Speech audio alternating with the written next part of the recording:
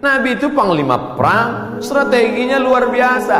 Saat perang Badar, Nabi pagi-pagi sudah datang ke lokasi perang.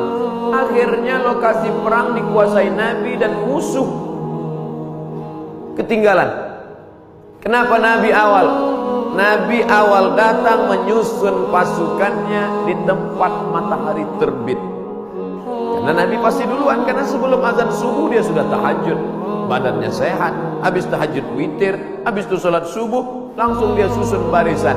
Datang pasukan musuh, sudah kehabisan tempat, sudah di booking duluan. Nabi susun barisan di matahari terbit. 1-0 sudah kena. Kenapa? Karena kalau disusun pasukan di matahari terbit, maka mata musuh silau. Mata yang silau tidak nampak di mana anak panah, di mana tombak, di mana pedang. Satu sudah kalah. Lalu kemudian dari mana Nabi tahu jumlah pasukan? Tempat mereka berkemah, datang seorang sahabat. Ya Rasulullah, ya, apakah ada wahyu turun di mana kita berkemah malam ini? Tidak ada wahyu. Datang sahabat kasih pendapat. Saya ada pendapat ya Rasulullah. Apa pendapatmu? Kita akan berkemah di lokasi ini, tempat oase, tempat air di gurun. Karena dengan menguasai oase, musuh akan kehabisan air minum. Karena mereka datang 500 km dari kota Makkah, Madinah, dan sampai di Badar. 2-0 musuh kalah sebelum perang. Apakah Nabi ketika itu datang anak buah sahabat? Ya Rasulullah, ini saya ada ide kamu jangan pakai, saya cukup dari Jibril aja. Nabi sebagai pimpinan mendengar saran dari bawahan, padahal dia menerima wahyu dari Allah Subhanahu wa taala. Poin yang ketiga, Nabi SAW tahu berapa jumlah musuh. Hebatnya strategi intelijen Nabi. Bagaimana caranya? Ketika Nabi melihat ada seorang pasukan dari kafir Quraisy mengendap-endap, kata Nabi, tangkap dia. Tapi ditangkap bukan untuk disiksa. Kebetulan yang mereka tangkap ini adalah tukang masak yang mengambil air. Ditangkap, ditanya oleh Nabi, berapa jumlah pasukan kalian? Kata tukang masak, mana saya tahu? Saya kan cuma masak.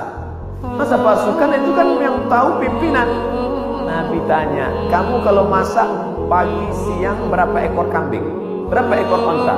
Dia sebutkan, makannya sekian seekor onta, masaknya hari ini sekian kambing. Dari jumlah makanan Nabi bisa tahu, kalau begini makanannya berarti pasukan kalian sekitar sekian dan kita akan susun. Nabi perang penuh dengan strategi. Jadi jangan bayangkan Nabi dengan sahabat itu perang Bismillahirrahmanirrahim, la haula wala quwata illa billah.